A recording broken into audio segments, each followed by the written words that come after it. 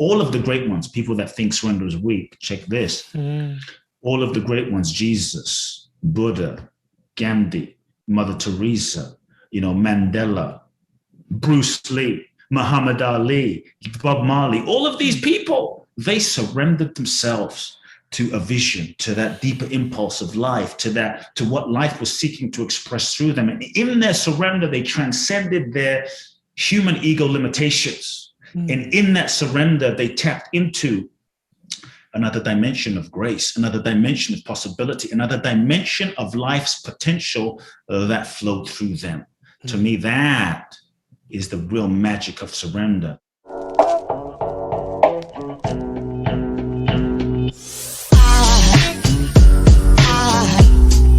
Aside from my soul.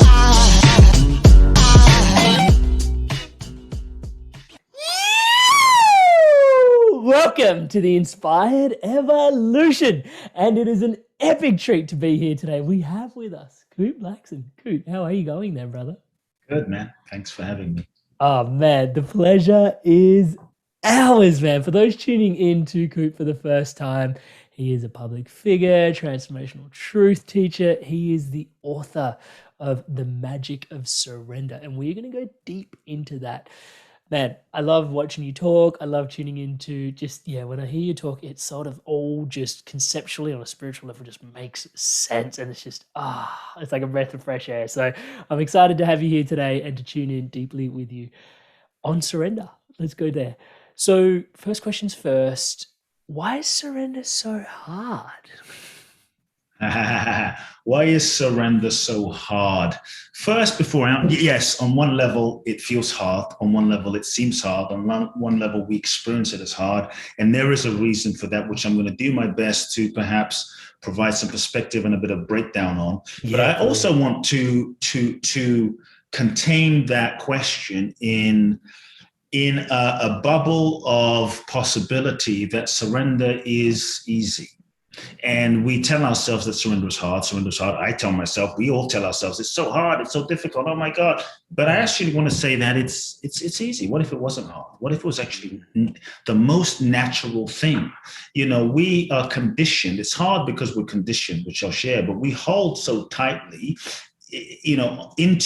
onto this way of being that we think is ourselves. And we're so conditioned to hold tightly to this version of ourselves that we think that we are, that this holding on way of being in life becomes natural, when in fact, surrender is effortless. It's actually easy. We've just been conditioned to hold on, and the holding on feels more normal than the effortlessness of just grace and ease and flow.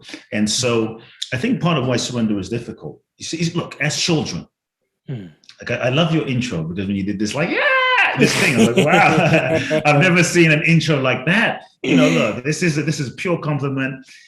I feel like you're in touch with your childlike innocence and energy and spirit. It's beautiful, because as adults, we tend to get conditioned out of it. As adults, we tend to lose touch with this playfulness. We get so freaking serious and take ourselves seriously, and we get locked in this grid of conditioning. And so as children, we are surrendered. We are pure being. As children, we are just being what we innately, naturally are. As children, we are free-flowing essence. As children, we will be like you. We will shout. We will sing. A child will jump on the table and sing. It doesn't care if it's not Bruno Mars. A child will run naked and it doesn't care if it's fat or good-looking or not. A child is just being whatever it is. A child is just being its natural, innate, organic, beautiful self, pure divine energy flowing. It's not hard being a kid. It poops when it feels like pooping. It laughs when it feels like laughing. It cries when it feels like laughing. Look at a child. The child runs, hits its head, cries. It's over, goes on. It's in the flow. But we start losing touch with that essence, that freedom, that effortlessness that I'm talking about, that surrenderedness, because we start getting conditioned. So the first thing is we incarnate into this human existence. We meet our parents. Our parents, they're just doing the best that they can do based on their life, based on their upbringing, based on their ancestral conditioning and their karma. And so we're often born into a preset pattern of conditioning, a preset pattern of dysfunction to a degree. Maybe dad was an alcoholic, or mom, was too emotional. Maybe they were fighting all the time. Maybe there was pain, abuse, trauma, hurt. Maybe they were great people, but they just didn't know how to meet our emotional needs, our sensitivities. And so two things happen. The first thing happens, and this is where the process of conditioning happens, and it's the conditioning that makes surrender hard. The first thing is we started to learn all sorts of strategies to disconnect, not feel, shut down, not feel the pain of what's going on around us. And so we started to develop all sorts of defense mechanisms to protect ourselves from the feeling, from feeling the pain. And those defense mechanisms got locked in as a way of never feeling that pain again. And then we learned to suppress those feelings.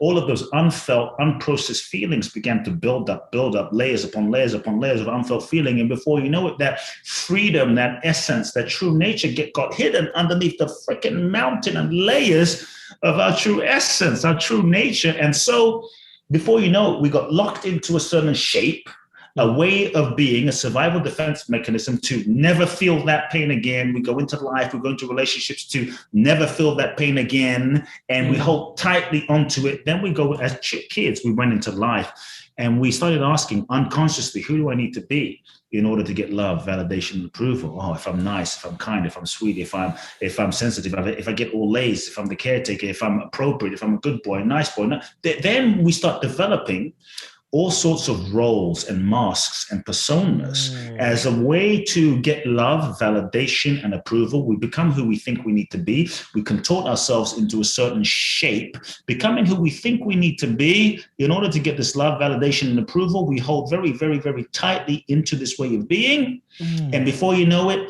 we contort ourselves into shape, and this gets reinforced by society and life. And we think this version of ourselves, ego, that we've become is who we really are. We think that's who we really are. But the thing is who we've become who we really are, or is it just who we've been conditioned to be?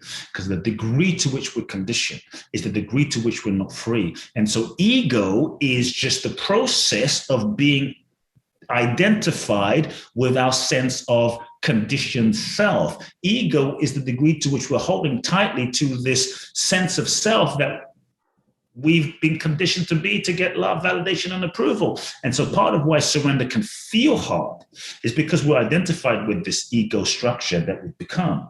The ego's job is to reinforce its identity. The ego's job is to keep itself existing. The ego's job is to protect us. And because we believe ourselves to be that, it can feel hard to surrender. It can feel hard to let go. It can feel hard to question ourselves. It can feel hard to surrender because I might get hurt again. I might get hurt again like I was hurt again, and I don't want that to happen. So ego kicks in, resists, really with good intention. So we start controlling everything. If I can control everything, then I won't be hurt again. If I can control everything, then dad and mom's going to love me. And so even the resistance, if we can then understand, okay, I'm not my ego. I'm not the ego. I'm not the pattern of my conditioning.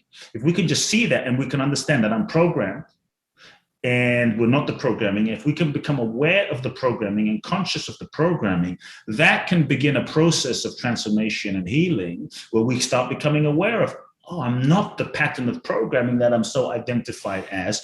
Then as we become aware, then we can begin to feel some of those underlying feelings that we've been avoiding. And part of why surrender is hard, because we're afraid of feeling those feelings again. And so we hold on, and the control is a form of resistance. The control is a form of resisting the pain and the suffering, the hurt that we think we're going to have when we surrender, but it's not necessarily the case. And so this holding on is why it's hard. And if we can just relax into that and understand that our defense mechanisms, ego, it has good intention. It's trying to protect us, and maybe begin to be aware and start meeting ourselves with compassion. Start meeting ourselves with love and tenderness. Like, wow, I see why I'm sabotaging. I'm sabotaging because I'm afraid I'll move forward, and I'm afraid I'll fail, and I'm afraid I'm afraid some pain will happen. And so I see why I'm holding back. I see why I'm not opening my heart, because I'm afraid of getting hurt again. And if we can meet ourselves with that compassion, tenderness, kindness, that's where healing can happen. And that's where we can start holding ourselves tenderly, kindly. We can start holding ourselves with a bit of grace.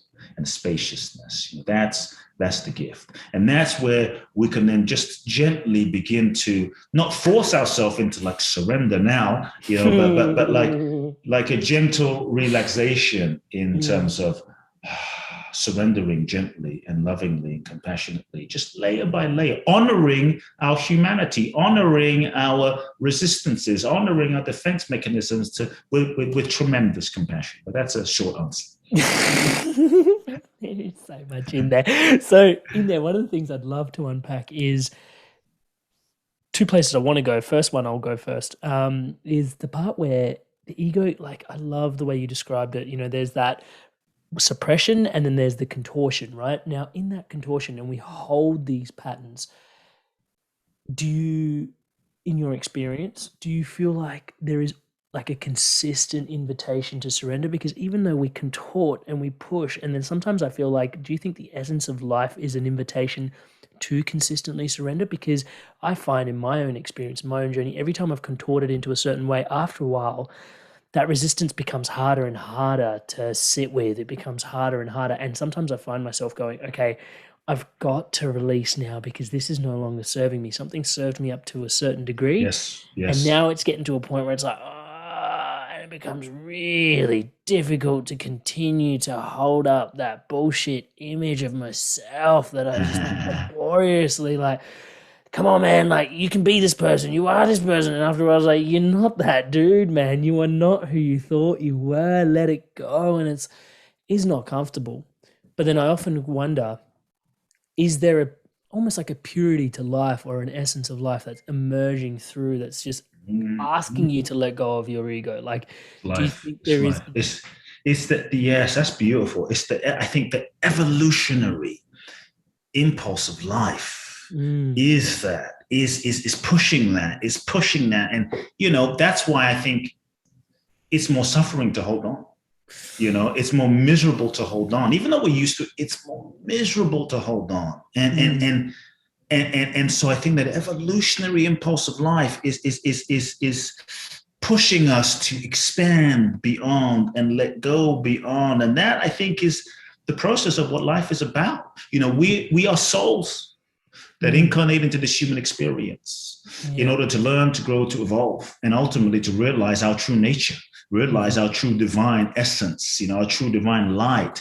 And so underneath the glaze of conditioning, to wake up to like, wow, I'm not this conditioning. And so if we understand that we are souls, we incarnate into this human experience, then life is a school for our soul's evolution. Life is the school for our soul's evolution. And if that's the case, then every situation, every experience, every relation, everything we go through is really the curriculum for that evolution, that expansion. So even the heartbreak, even the pain, even the abandonment, even the betrayal, it is part of what is seeking to crack open our holding on to force us to like evolve. And it's through that letting go that we go from the caterpillar to being that butterfly. But sometimes it feels scary and painful in the moment. And it's life. We are here to evolve. This is why we are here. The purpose of life is evolution. We forget. We think the purpose of life, just wake up, go to work, make money, make $1 billion, get that Lamborghini, get the car. It's all great, nothing wrong with it. But we think that's the purpose of life. And the purpose of life is our evolution into our most authentic selves. And everything is calling us home. Every moment is calling us back, even if we're not able to see it right now. And I think resisting is what creates the suffering, creates the depression, creates the stagnation. And so, if there is an evolutionary impulse, we can resist it. But I will say, look, at some point, we're going to have to surrender. You can surrender now. You can surrender 10 years from now.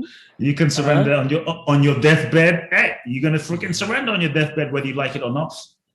If you believe in a next lifetime, and some lifetime, you're going to have to surrender. It's coming. And so to me, it's not about if you're going to surrender. Surrender is the nature of life. It's about how are you going to participate with the process of life that's happening? How will you participate with the process of life that is happening? That, for me, is the art and the blessing and the dance of how we. I just want to just define for people just before I wrap this part up is because we're talking about surrender. And people might have different kind of ideas of what they think surrender is. And so I would love to just frame surrender as we continue the conversation. Like there's this idea that surrender is weak, that surrender is giving up, that surrender. Questions, man. Because sorry, just to butt in there for a sec. Like I remember, because like part of some of the spiritual circles that been touched with, blessed to have an amazing community around us here in Melbourne, like just incredible community. And I remember I used to sit in these meditation circles and people would like set the intention of surrender. And, being an adolescent young man, sorry to just sort of go in here for a sec. I know you were like just on an epic tangent, but this will enforce it. Man, like I would sit there and I would have these elders in the space and they were like, my intention for this space is to surrender. And I'd be like, harden the fuck up. Sorry to go that way, but like that's legitimately how I felt as a young man. I was like, surrender? Like, are you serious, man? Like, come on. Like, I've got one life. I've got an opportunity to take charge, to create, to manifest, to control. Like, let's go. Like let's grab the bull by the horns. Here we go. And I was just like, come on. You guys are being soft. Like, you guys are spiritual warriors. Like, what do you mean surrender? Like, come on. Yeah, like I could feel it as a young adolescent male. There was so much like, come on, control. And I hate to say, man, it wasn't until actually our community had like a leader, like a mentor, like she's gone now, unfortunately, but she's still with us. Rest in peace. But it was her passing that taught me a massive deal, because when I went to catch up with her, like in her transitioning to where she is now, I would catch up with her regularly, like monthly, right? And I'd go see her, and it was amazing some of the conversations we had. But I made a conscious effort, believing in the personal development world and everything that was coming through for me was like to catch up with her and just hey, I can't wait till you get to the other side of your healing and we're walking in the park. I can't wait till you get to the other side of your healing, and trying to manifest a reality where she's still here on the other side, like so she doesn't transition on, right? I didn't want her to die. Yeah. And so I was like, I can create my reality. I'm in control. And all these other people that were like in the community that were wiser and older were like saying their goodbyes to her. And I was like, don't say your goodbyes. She will go. I can control the outcome. I can control my reality. Like speak the reality into truth. Like see what you want. And so I was like speaking to her, I was like, yep, you've healed and we're doing this. You're healed and we're doing that. And I was catching up with her on the regular, trying to keep her here. And then she passed. And I can't tell you, like, just it cracked me like right open. It was disturbing for 12 months. I carried that. Wow. For 12 months, I was trying to transition through that.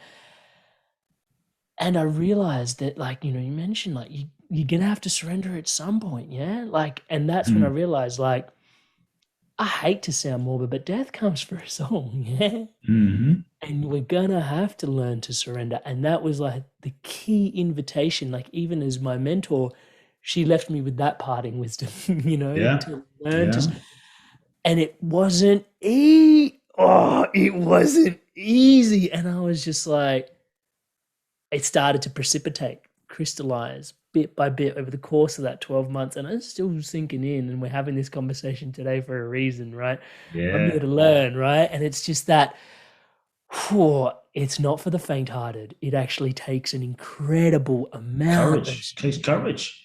It really, surrender takes courage. And I was defining surrender, kind of giving some context to it, but we think, I think you had your reaction of surrender, hard enough. Like, we think surrender is weak. We think surrender is passive. We think surrender is waving the white flag. We think surrender is giving up.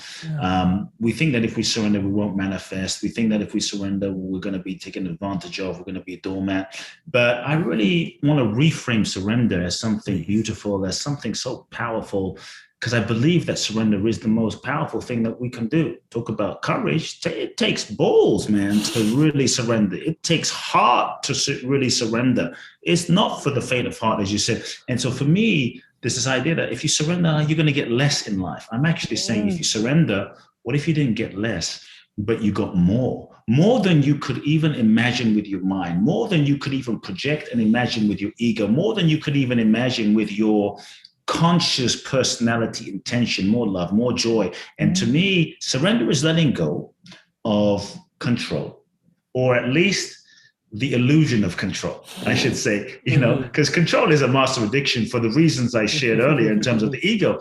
But it's letting go of the illusion that we're in control, because even when we think we're in control, we're really not in control. It's not so. And surrender is to stop trying to force life to fit your limited idea of how you think it should be. Surrender is when you try to force, when you stop trying to force life to, when you stop trying to manipulate life and relationships. Surrender is when you let go of the idea of who you think you should be and the life you think you should be living, so that you can truly open and be available, to allow, to open, to be available, to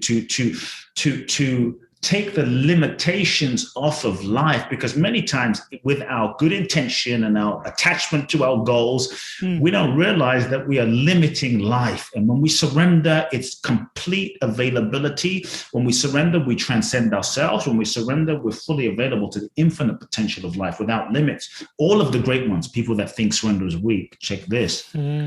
All of the great ones, Jesus, Buddha, Gandhi, Mother Teresa, Mandela, Bruce Lee, Muhammad Ali, Bob Marley, all of these people, they surrendered themselves to a vision, to that deeper impulse of life, to what life was seeking to express through them. And in their surrender, they transcended their human ego limitations. And in that surrender, they tapped into another dimension of grace, another dimension of possibility, another dimension of life's potential that flowed through them.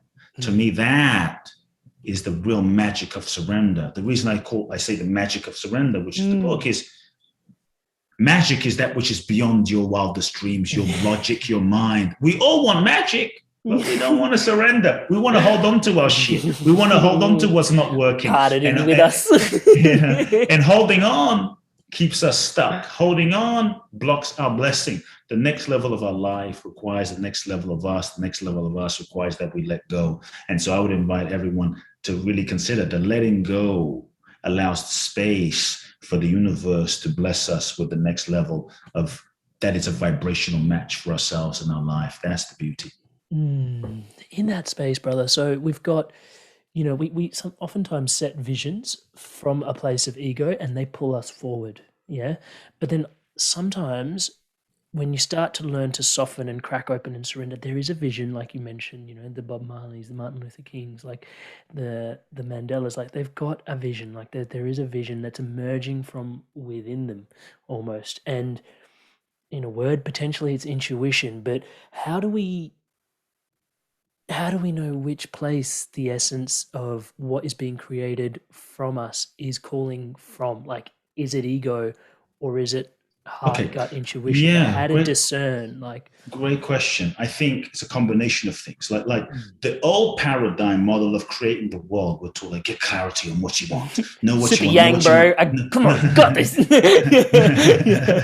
Know what you want. Get clear. But and so sometimes we set these goals and we think we know what we want, and they've got to be super smart, by the way. Specific, measurable, actionable. Sorry, I'm interrupting. And we really go for it, right? And then we get what we thought we wanted, only to realize, shit, what I thought I wanted is not what I really wanted. It's just what I thought I wanted based on who I thought I was. And our goals in themselves can sometimes be projections of unmet needs from childhood. Like, I think if I wasn't feel enough, now if I can achieve that thing or be famous, then I'm going to be enough. Doesn't happen. And so we don't really ask the question of, well, who is the I that wants? Because when we are creating from the level of the ego mind, I will admit, you can create a successful life. You can create material success, a level of success, but it will often be limited because the mechanism, the mind, the ego that is intending and projecting and manifesting and creating is still limited to the past and limited to your level of your consciousness and limited to the level of your conditioning. So there are still limitations. That is the thing. There's still limitations. And so the question that we can begin to ask is a different question from what do I want? And just a couple of things, even beginning to ask the question, take time in stillness.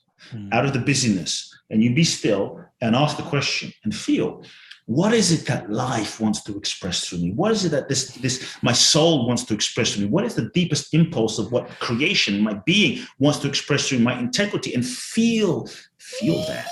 Really feel that. And then you align your actions, your strategy, your mind, your money, your resources, your game plan with what is truly authentic. Then go gangbusters in the direction. Give 100%. Work 20 hours a day if it's in alignment, because you're at least surrendering to what's most true in this moment. But when you take the action without attachment to the outcome.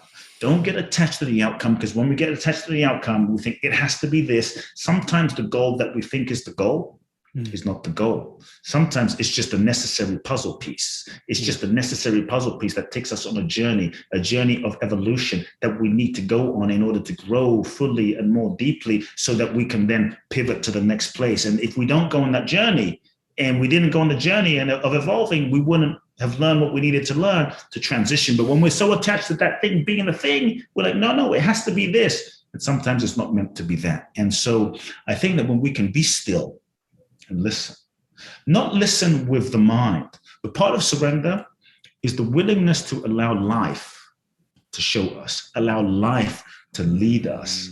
And when we can allow life to lead us without the constant need, one of the ways to control the ego strategy is the constant need to know. The constant need to know what everything is, the constant need to know what everything means, the constant need to know everything. And the mind's capacity to know is very, very limited. The mind's capacity to know is blasphemy. No, I'm kidding. it's limited, right? And so when we can say, okay, I'm going to be still and I'm going to listen.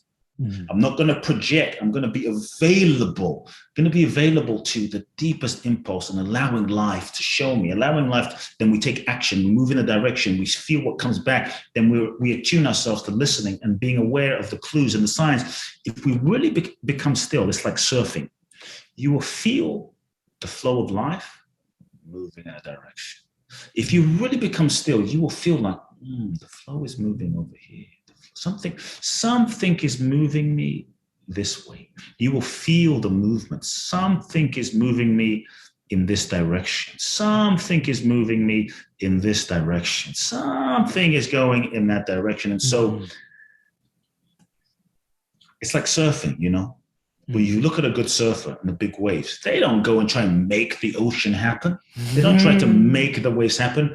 They feel and attune themselves to where the flow is going. And when the wave moves, then they catch the wave. And that's the same. It's like, feel like, something's nudging me here. One of the things that blocks our flow is the constant need to know what everything is. So we end up analyzing and talking ourselves out of all of the deep intuitions. Your intuition won't always make sense to your mind. So if you're able to give up the need to know and be available and get curious and stop questioning everything, and if you feel that deeper intuition, follow it. You don't need to know where it's going to lead you. You don't need to know where it's going to take you. You don't need to know where you're going in order to get to exactly where you need to be. Just trust. And that, for me, is the key. That's the key. Good. Well, the way you described it, I can feel stuff shifting in my ego. Just the permission to not have to know the outcome, and just to be more along with the process, and not even be attached to the process. Even what you described as sometimes the outcome is there, and it's just there for you to be guided towards that place. And then even surrendering that to sort of go, okay, that was just for that little short-term period. The number of times I've trusted my intuition and it's taken me to a certain place, and then latched my ego onto it. So, okay, let's go to that outcome. And then getting closer to the outcome, it's not precipitating. And part of me is still man, I surrendered myself here. And it's and even the permission you just gave was just that was, you meant to pivot again. Just relax, bro. Just relax, Rustin. Move on to the next. Man, you just touched on one of my favorite pieces, right? So I had this, in that period of 12 months, I had this massive revelation of learning to surrender. I had to learn that for me, surrender and trust were the two sides to the same coin.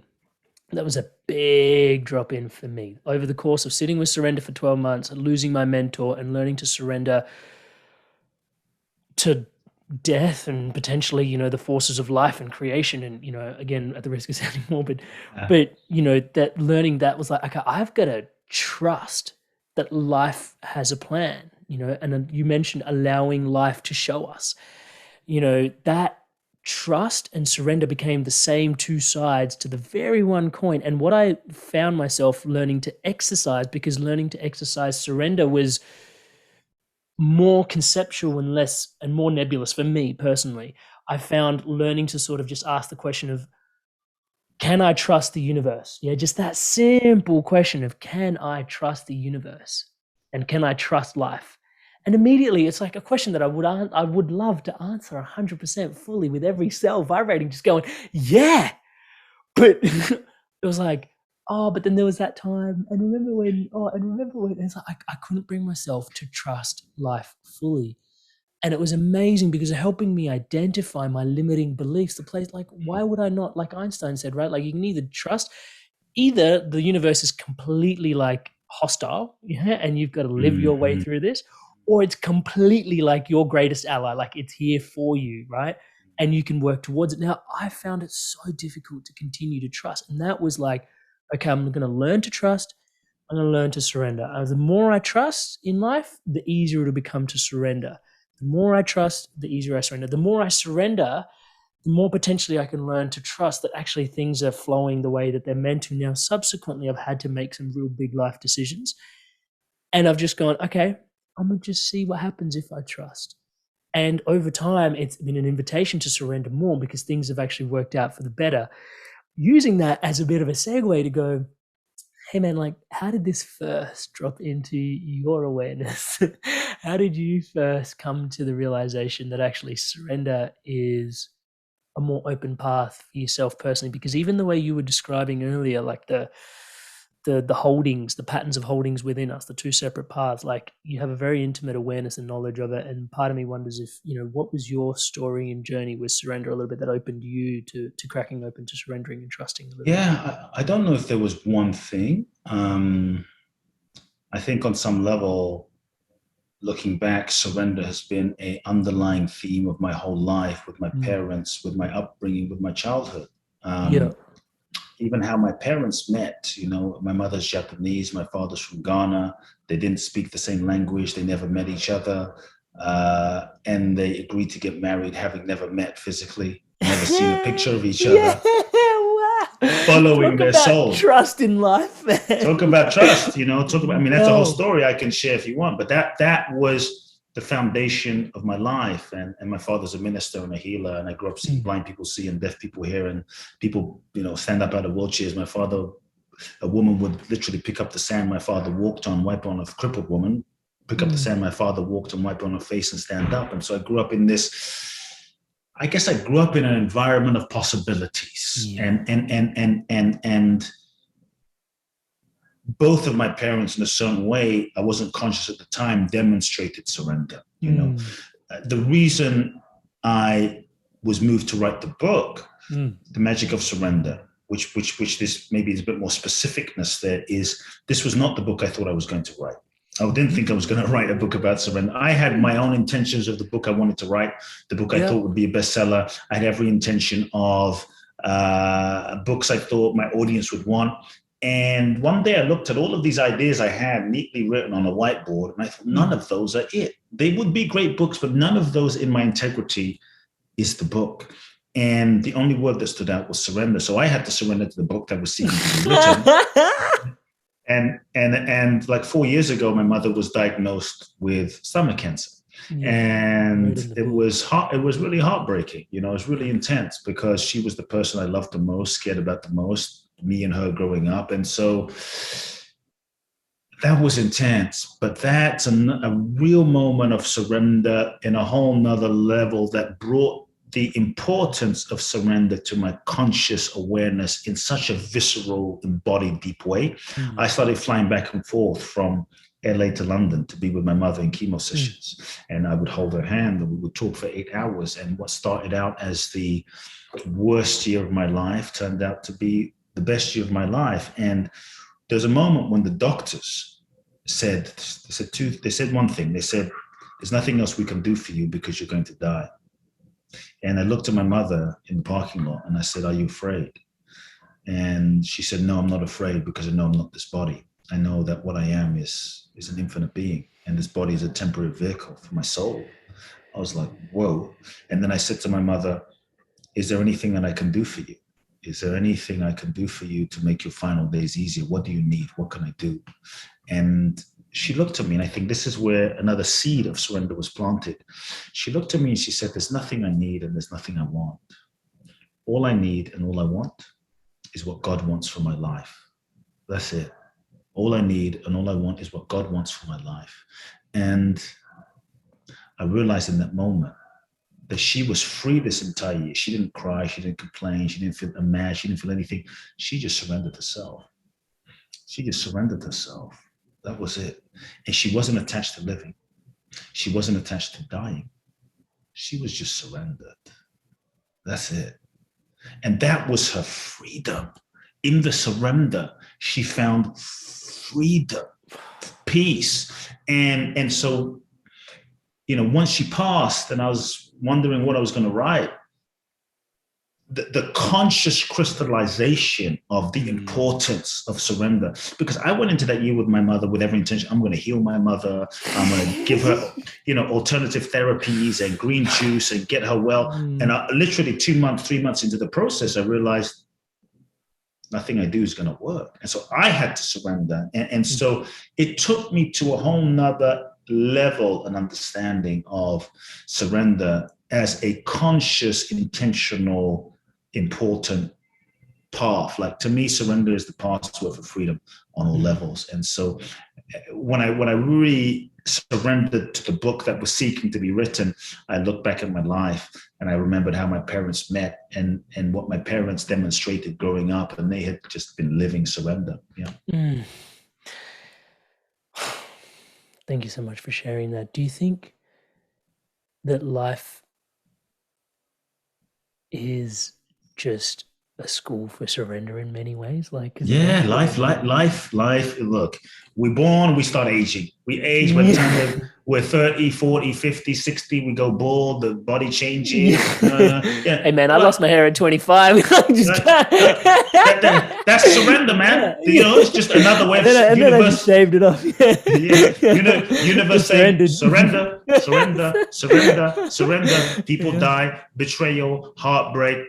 Life is a process. Every moment of life is really surrender. That's really the process. And I think when we surrender, we open. When we surrender, we become available. And then that's when the magic can happen. And so it's not about whether we're going to surrender or not. As I said,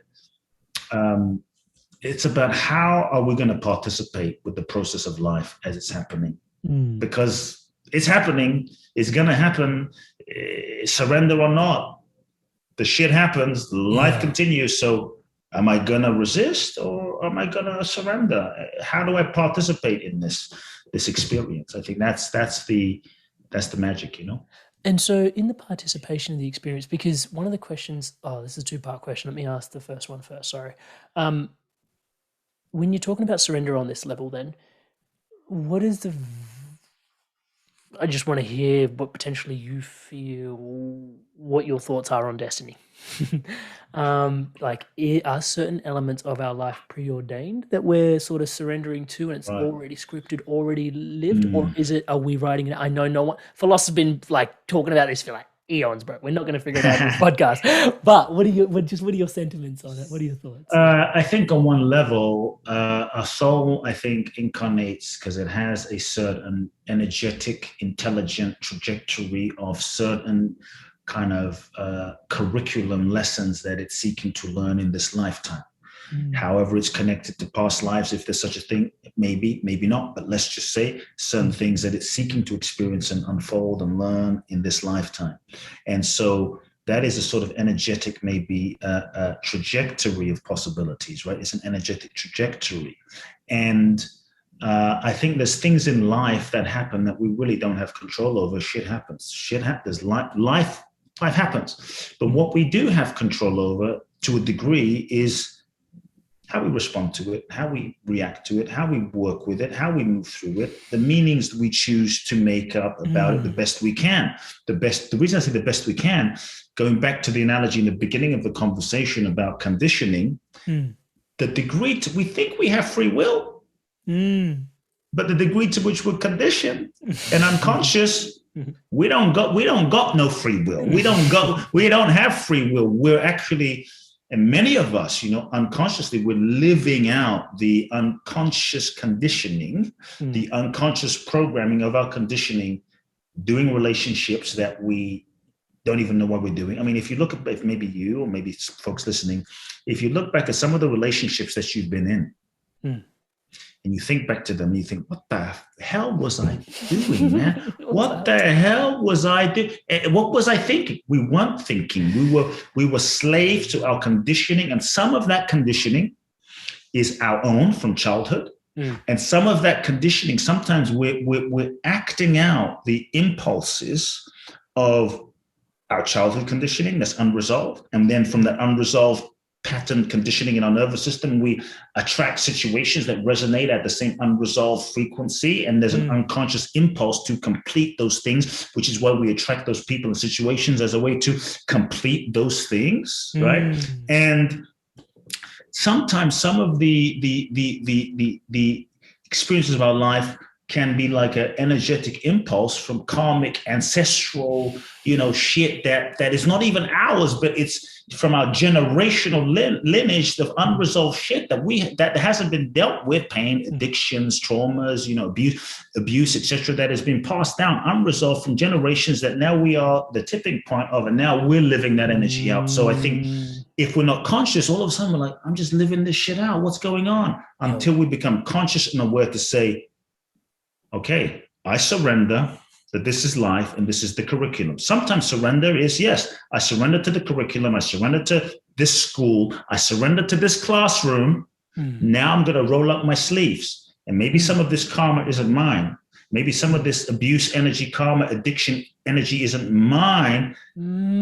But I am going to be the one that does the psychological, mental, emotional, spiritual healing work to end this karmic pattern for my generations. And then we can start doing the healing that can take a while. It's a process to clear some of those karmic patterns from our conscious patterns, surrendering the patterns. Surrendering to the lesson and surrendering the patterns, so that unresolved energy doesn't have to karmically then keep flowing into our children and our grandchildren and our grandchildren. And then we don't only change our destiny, we begin to change destiny for generations to come. Bro, because when you tune into it, there's an invitation for all those patterns that have been preordained, that have been living out like in your cellular memory, for you to go, hey, I'm going to just surrender to that, and I'm going to just be in, like, pardon me, I need a better example, but it's just the lowest hanging fruit. I'm going to be an addict. Yes, yes. But then... But that's not surrender. That's giving up. Let's be clear. That's just giving up. Surrender is not an abdication of responsibility. This is where surrender becomes sort of co-opted in the spiritual bypass. Like, oh, I'm an addict, so I'm just going to surrender to this addiction, and that's just going to surrender to this alcohol, sex addiction, cocaine addiction, and that ain't fucking surrender. That is that is an excuse. That is an excuse for laziness. That is an excuse. It's not an abdication of responsibility. I'm just going to go with the flow and be irresponsible. No. That is not true surrender. True surrender is the willingness to say, you know what? Sometimes life is freaking hard. And there is this energy, there are these tendencies, there are these forces that some of mine, some of my generations, I'm going to not fight it. Like, why is this always happening to me? I'm going to say, you know what? You're going to wipe yourself off, wipe your tears off and say, this is the classroom that my soul chose. It's no accident that my soul chose this freaking classroom. And maybe because it's difficult and challenging and hard, I'm in a PhD program. It's fine. There's a lot of bullshit in my life, and this is the PhD program. I'm not a victim to this experience. My soul chose this experience and curriculum for a reason. I must be ready for it. And the surrender becomes, you know what? I'm going to participate fully, roll up my sleeves, participate fully in the healing, integration, and transcendence of these patterns so that I can evolve. It's about evolution. And it's not saying, I'm just going to surrender being an addict. No, I'm going to surrender to doing to this is a tendency in my nervous system and my karmic ancestral lineage. And I'm going to do the work to lift the weights, to rise above. And we can all rise above, but we have to choose that part to say, I will rise above. I will do this. And when then we surrender to that, then we go into active participation. That's when we activate grace. Grace happens without alignment. And that in that moment, that responsibility. So sometimes surrender can look like responsibility to say, you know what? I'm going to step up. You know what? I feel this calling. And that calling means I'm going to take a stand for this cause. And I'm going to go out and protest and put myself on the line because I feel this calling. And so surrender means that honoring of the truth and the deepest calling. And so it's not like just go with the flow and be an addict to be an addict because I'm going to surrender. No, that is given up.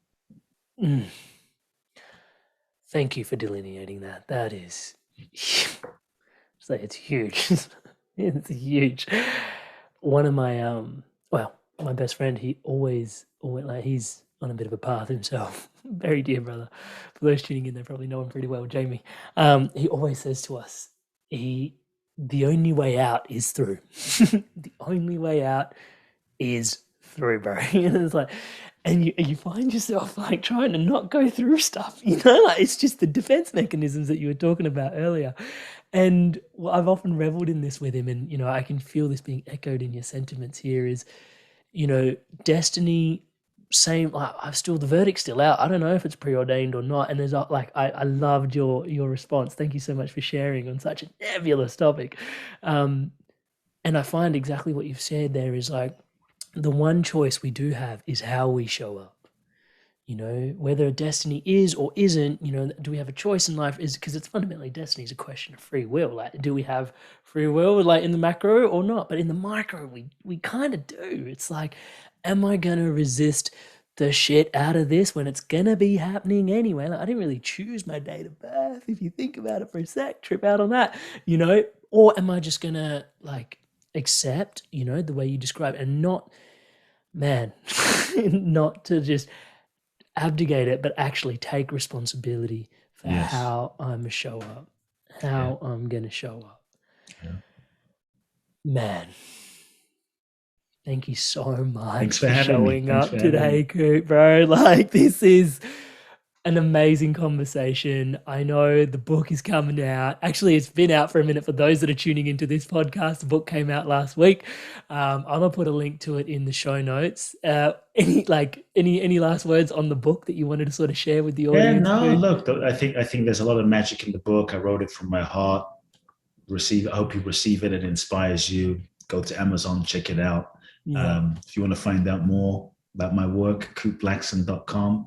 If you want to go to a deep dive, I do a 12-day event in Bali, www.boundlessblissbali.com.